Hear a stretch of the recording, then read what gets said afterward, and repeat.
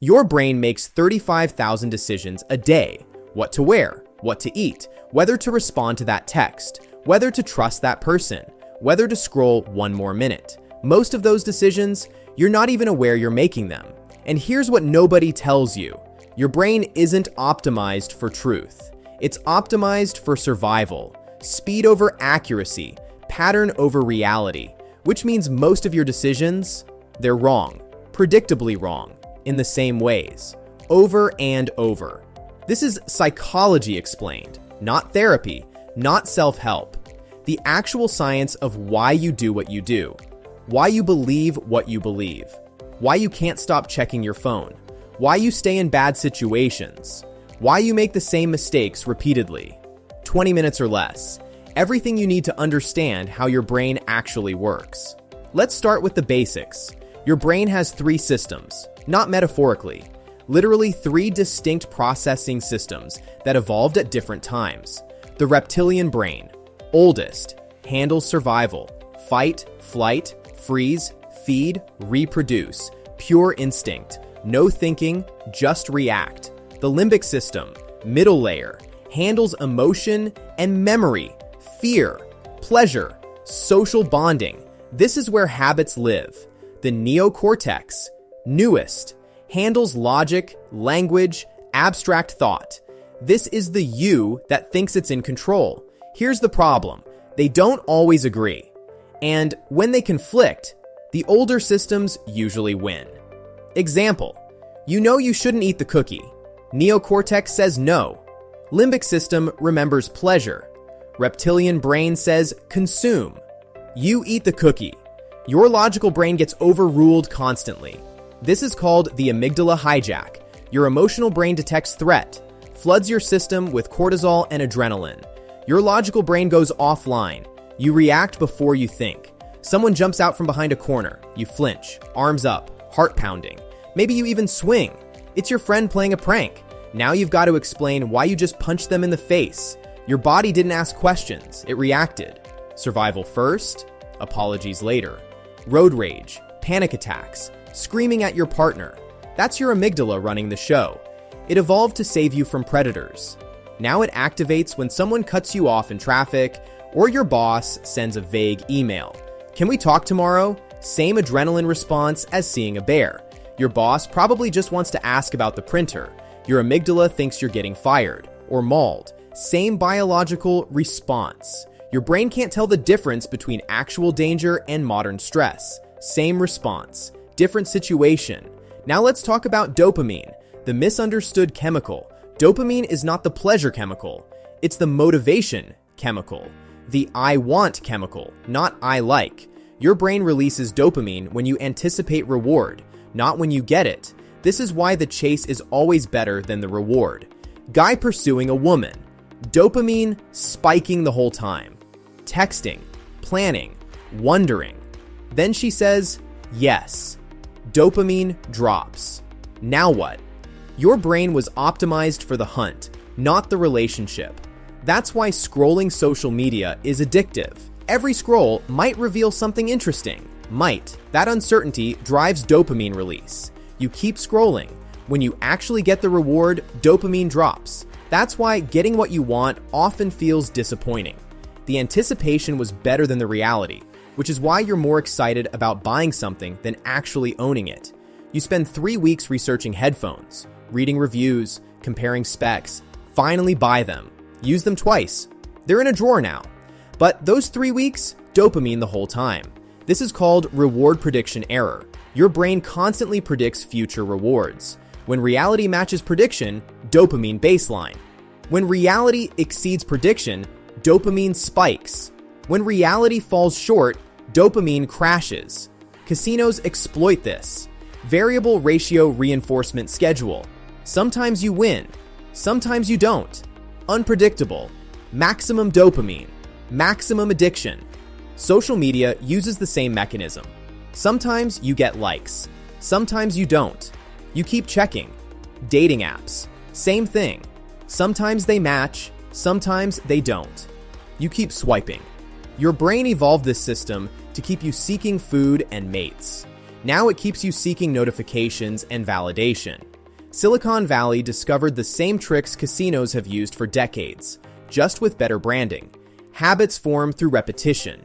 Cue, routine, reward, loop. You see your phone. That's the cue. You check it. That's the routine. You get a dopamine hit from new information. That's the reward. Repeat 10,000 times. Now it's automatic. You're not deciding to check your phone. Your brain is running the program. Your brain is lazy. It wants to automate everything to save energy. That's why breaking habits is so hard. You're fighting evolution that says, repeat what worked before, even if what worked before was checking Twitter and feeling worse afterward. Your brain doesn't care if the habit makes you miserable. It cares that the habit is efficient. Misery is cheap. Happiness takes effort. Here's where it gets disturbing. Your brain has built-in errors, systematic glitches that affect every decision you make. They're called cognitive biases. There are over 180 documented. I'll give you the ones that control your life. Confirmation bias. You see what you want to see. Your brain filters information to confirm existing beliefs. Liberal reads liberal news. Conservative reads conservative news. Both think they're informed. Both are just reinforcing what they already think. Studies show you're more likely to remember facts that support your position and forget facts that don't. Even when you try to be objective, your brain is working against you. Availability bias. Recent equals important. Plane crash on the news. You think flying is dangerous, even though you're 100 times more likely to die driving to the airport. Your brain judges probability by how easily examples come to mind. Recent dramatic events feel more common than they are. This is why news is terrifying. Shows you rare events repeatedly. You become afraid of statistically unlikely things while ignoring actual risks. You're more afraid of plane crashes than heart disease. Heart disease kills 700,000 Americans per year. Plane crashes kill about 50, but plane crashes make better TV. Anchoring bias. First number you hear affects all judgments. Store says originally $200, now $100. You think it's a deal, even if it was never worth $200. The anchor was set. Your brain can't escape it. Sunk cost fallacy. Can't let go of past investments. You've spent 2 hours watching a terrible movie. You keep watching because you already invested the time. But the time is gone. You're now choosing to waste more time. That mobile game you've spent $2,000 on over 3 years. The servers are dying. Player count dropped 90%. You still log in daily because you invested so much. The money's gone. You're just spending more time on a dead game. Bad relationships, failing businesses, dead-end careers. People stay because they've already invested so much. The investment is irrelevant. Only future value matters. Loss aversion. Losing $100 hurts more than gaining $100 feels good. Studies show losing feels approximately 2 times worse than winning feels good. Your brain is more motivated to avoid losses than achieve gains. This is why you hold Bitcoin through a crash. Why you won't sell that stock even though it's down 60%. Why you keep subscriptions you don't use. Canceling feels like admitting defeat. Fear of loss controls your behavior more than desire for gain.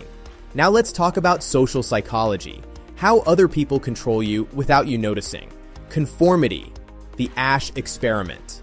1951. Simple task. Which line is longer? Obvious answer. But put someone in a room with 7 people who all give the wrong answer. Result. 75% of participants conformed at least once. They gave an answer they knew was wrong to fit in. When interviewed after, most said they knew the answer was wrong but didn't want to look stupid. Social pressure overrode obvious reality. This isn't weakness, it's evolution. For 200,000 years, being rejected by the tribe meant death. Your brain is programmed to conform even when conformity is irrational. Authority. The Milgram experiment, 1963.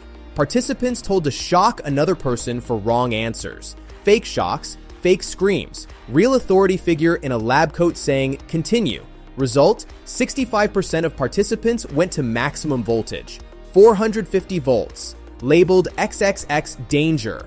They thought they were killing someone, but an authority figure told them to continue, so they did. This isn't about evil people. It's about normal people following orders. The Nazi defense, I was just following orders. It works. Your brain defers to authority automatically. Obedience to authority is stronger than personal morality for most people. Reciprocity, someone does you a favor. You feel obligated to return it. Free samples at the grocery store. You feel obligated to buy, even if you didn't want it. The sample triggered the reciprocity instinct. You just ate a cube of cheese. Now you're buying a whole block. You don't even like that cheese. But the lady was so nice, and she saw you eat it. Walking away feels rude. Congratulations. You got cheesed into compliance. Social proof. If everyone's doing it, you will too. Restaurant with a line outside? Must be good. Empty restaurant? Must be bad. You're using the crowd as information. Your brain assumes the crowd knows something you don't, usually wrong. The crowd is often just following other members of the crowd. Nobody actually knows. Scarcity. Limited time offer. Only 3 left in stock. Your brain goes into panic mode. Must act now, even if you didn't want it 5 seconds ago. Amazon says only 2 left in stock. You buy immediately. 3 days later, still says 2 left. You got scarcity scammed. But your caveman brain doesn't understand digital inventory. It thinks mammoths are running out. Tribalism. Us versus them. Your brain automatically categorizes people. In-group, out-group, friend, enemy. This happens in milliseconds. Before conscious thought. Based on race, language, clothing, team affiliation, political party, anything. Once someone is labeled other, your brain deactivates empathy. You're less likely to help them, more likely to harm them, more likely to believe negative things about them. Sports riots, political hatred, religious violence, not because people are evil, because tribalism is hardwired. Now let's talk about what you can't control. Things your brain does automatically that shape your entire reality. The spotlight effect. You think everyone's watching you. They're not. You spill coffee on your shirt. You think everyone noticed. Studies show most people didn't. And the ones who did forgot in 30 seconds because they're busy worrying about their own coffee-stained shirt from yesterday. Your brain overestimates how much others think about you because you think about yourself constantly. They don't. They're thinking about themselves. This causes social anxiety. You're worried about judgment that isn't happening. Everyone else is also worried about judgment that isn't happening. Nobody's watching. Everyone's worried about being watched. Fundamental attribution error. You judge others by actions. You judge yourself by intentions. Someone cuts you off in traffic. You think they're an asshole. You cut someone off. You think I'm running late. Emergency, not my fault. When you do something bad, it's circumstances. When others do something bad, it's their character. Your brain does this automatically to protect your self-image. You're the hero of your story. Everyone else is an NPC, which is funny, because they think you're the NPC. This destroys relationships. Your partner makes a mistake. You assume they don't care. You make a mistake. You assume they should understand your circumstances. Hindsight bias. I knew it all along. After something happens, your brain retroactively makes it seem obvious. You think you predicted it. You didn't. Stock market crashes. Everyone claims they saw it coming. No, they didn't. If they did, they would have shorted the market and gotten rich. Your brain rewrites memory to make you feel smarter than you are. This prevents learning. If you think you already knew it, you don't look for lessons. Present bias. Now is always more important than later. You know you should save for retirement, but buying the thing now feels better. You know you should go to the gym, but Netflix now feels better. Your brain discounts future rewards dramatically. $100 today feels better than $110 next month. This is called hyperbolic discounting. Your brain was designed for immediate survival, not long-term planning. Here's what's actually happening behind the scenes. Your brain runs on 2 systems. System 1, fast, automatic, unconscious, pattern matching, 95% of your decisions. System 2, slow, deliberate, conscious, analytical, 5% of your decisions. You think you're System 2. You're mostly System 1. System 1 makes snap judgments based on heuristics, mental shortcuts, fast but error-prone. See a spider. System 1 says danger. You jump. No thinking required. See a sale sign. System 1 says good deal. You buy. No analysis. System 2 is slow and energy expensive. Your brain avoids using it. It rationalizes System 1 decisions instead of overriding them. You bought the thing on impulse. System 2 invents reasons why it was a good decision. You believe the rationalization.